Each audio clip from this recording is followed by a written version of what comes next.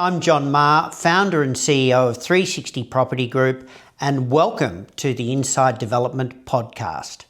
Before we kick things off today, I'll give you a brief market update, and then I'm very excited about introducing our first guest. So how's the market? So a question I get asked most days, working days at least, of my life. The market's improved today. We've just heard that the RBA have dropped interest rates by 0.25%, which will mean real estate is more affordable and more people will enter the market. The off-the-plan sector that we specialise in is still very strong in that premium end of the market, where we've got a lot of activity from right sizes and downsizes in the inner suburban blue chip suburbs.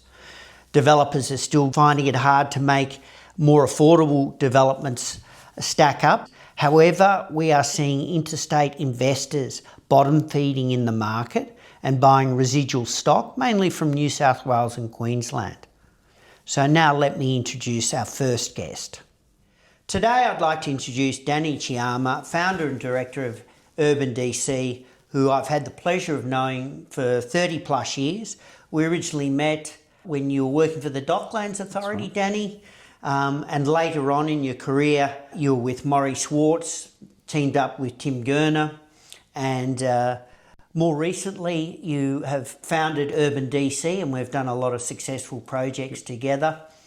And one of I think the key principles of your background was studying architecture at Deakin University, which has certainly helped us along the sales journey along the way. So thank you for coming today, Danny. Thanks, John. So one thing I was thinking about today driving in, and I often think about, is how you have the courage as a developer to launch a project in a tough market, like Horizon in Frankston, when we were in COVID, in lockdown, and we were chatting over the phone, and we had Zoom meetings looking at plans with Callum Fraser and Fraser Partners at the time. And then you just made that decision, and you had all the courage in the world to say, yes, we're going to launch this. How do you get that courage? Horizon was an interesting case study, actually, because we were in deep lockdown, right? One of the longest Victoria or Australia or even the world had during COVID. But you and I, for some reason, we were just so convinced that come November, when the lockdowns would end, that the market would just be flying. And I'm looking back now and going, I'm not really sure what we based that on, but I think it was this innate understanding that there was lack of supply. People were pent up, weren't active for such a long time because of COVID. And we just knew that there was this pent up demand that was brewing for apartments.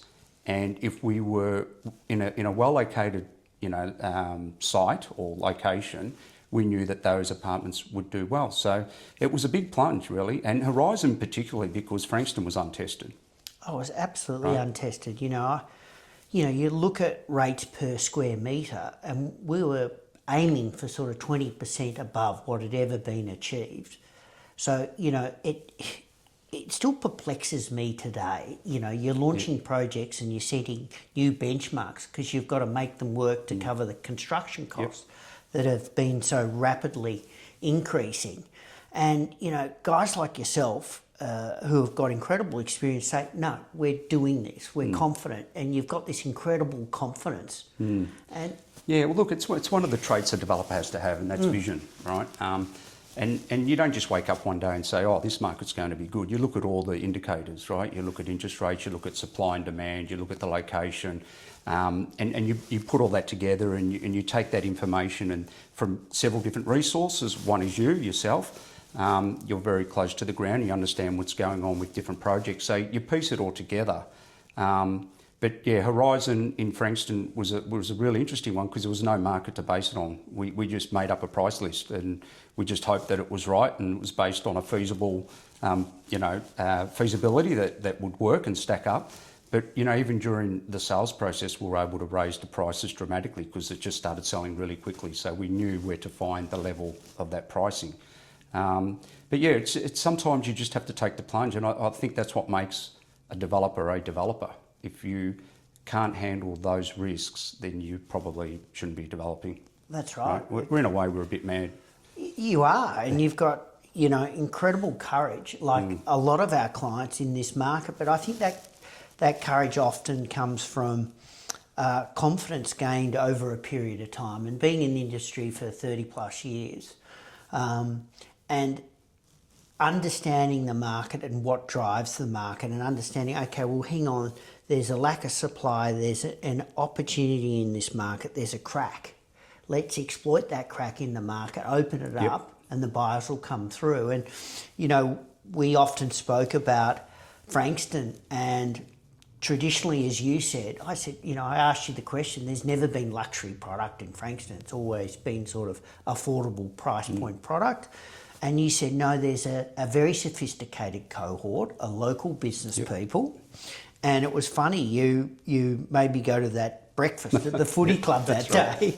And we met Tomo and, you know, Edo and, you know, and they all had these incredible businesses like local quarries and local plumbing practices and local hardware businesses and local doctors, and they're very parochial.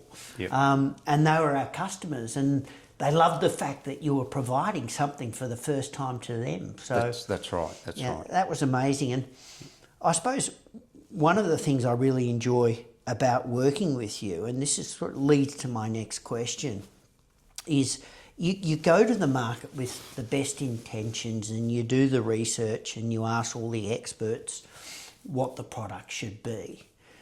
But you still have to be reactive to the market. There's not one plan I've put to the market that I've actually built, you know, at the start of the market, of the campaign. With Heirloom, for instance, every apartment's been redesigned. So we started with 39 apartments and we're down to 29. 29, yeah. And the way, I suppose, your architectural skills, and you're able to get involved in the sales journey, which is incredibly helpful to a group like ours, where you can sit down with the customer and you can sketch in front of them and redraw a plan.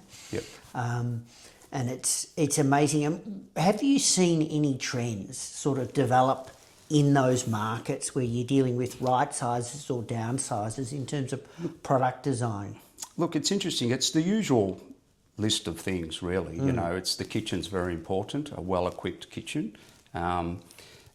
Large dining rooms that can accommodate a really large table, because a lot of these purchases are downsizers and they like to have the big sort of family gatherings, the grandkids, you know, around Easter, Christmas, Passover, whatever it is. That's important. Master domain with a large amount of robing is very important, and then balconies. They're the main attributes. Then you can drill down into other attributes, and that is, you know, do we want a powder room, or, you know, how many bedrooms do we need, and so forth. So they're the main attributes. There's been no surprises, really. There's been no surprises. It's just really certain purchasers approach it in a different way and say, well, we want the living room like this and we want the dining room like that, or, you know, we don't care about a north-facing master bedroom, particularly with our combos, which Heirloom, as you know, it's got a great floor plan where we have these flow-through apartments. Some people have said, you know, we're happy to put the master bedroom south-facing and free up the north for living zones. So, you know, people approach it differently, and you have to react.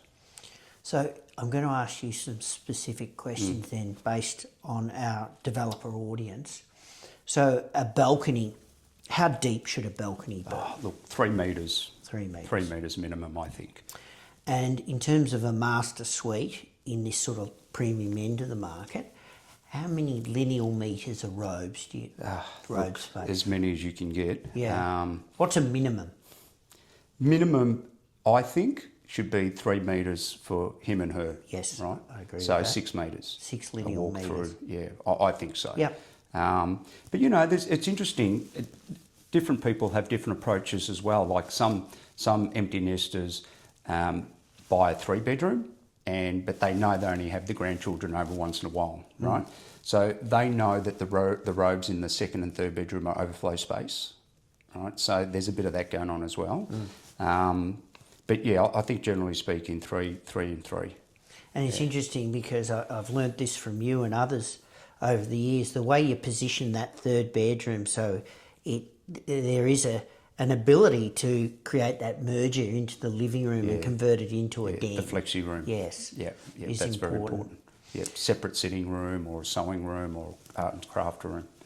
Yeah. So one thing I've seen as a trend across both your projects we're currently doing and others in the market is, generally speaking, we're starting to see people that want a penthouse size apartment but can't quite afford that height in a building and the premium they pay for that height, and are amalgamating apartments lower down. Are you seeing a bit of that? Yeah, absolutely. I mean, the term penthouse is loosely used these days. Yes.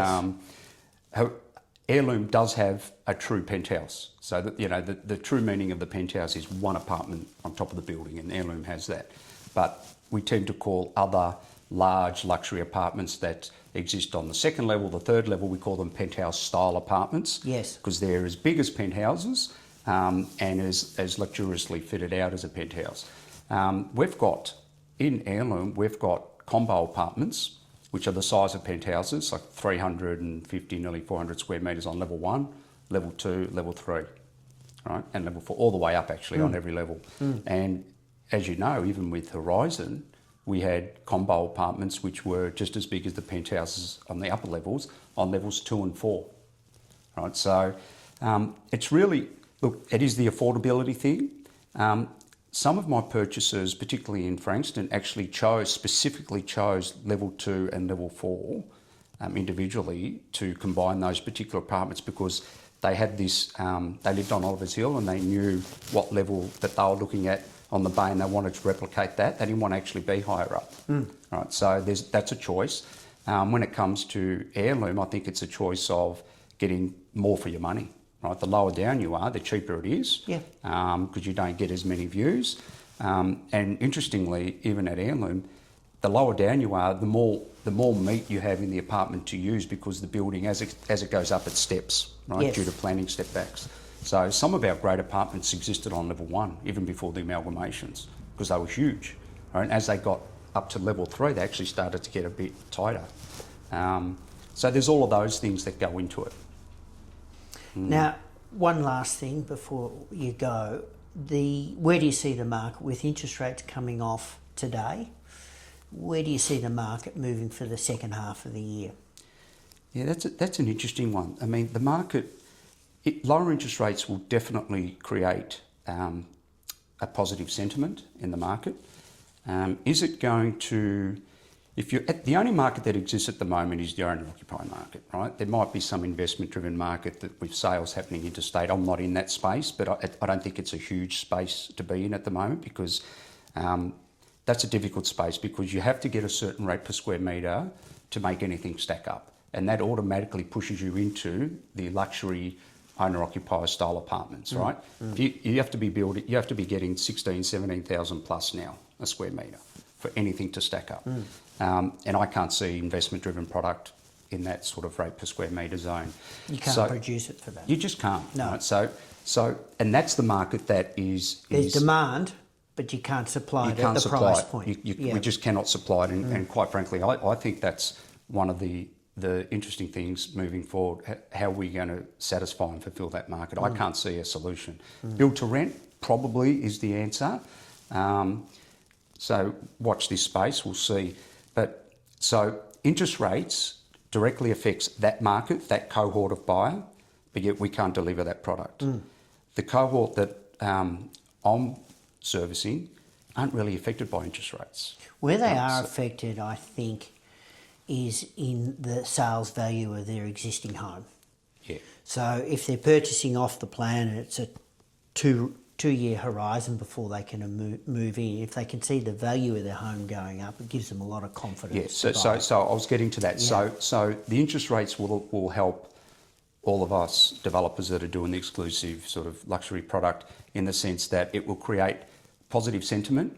Hopefully, it might even make the stock market go up, might make their business, because a lot of these people are business owners, so it will help their businesses and they'll feel good about the price parity of their existing property, right? Because that's what it's pegged to, what they can sell theirs for versus what they're paying. So all of that goes into the mix, right, and gives it a positive sort of feeling within the marketplace. But it's not about, oh, you know, I've got much more borrowing capacity now because it's gone down 0.25%. They don't think like that.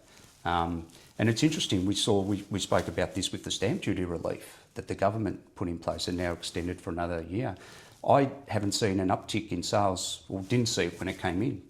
It was very subtle, slight, if anything. Very slight. Wasn't it? Yeah. Probably what it did was stop it from going down further. That's it right. Probably kept it up. Yeah. Right. And I think interest rates will give people confidence that, you know, there's more buyers in the market. It's a sort of domino effect as people come through. It's layered, and it pushes the bottom end of the market, which eventually filters all the way to the top. Yeah.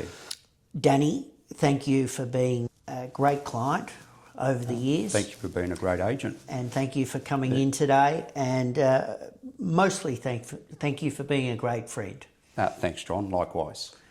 Well, that's it from me today, and look forward to catching up next time.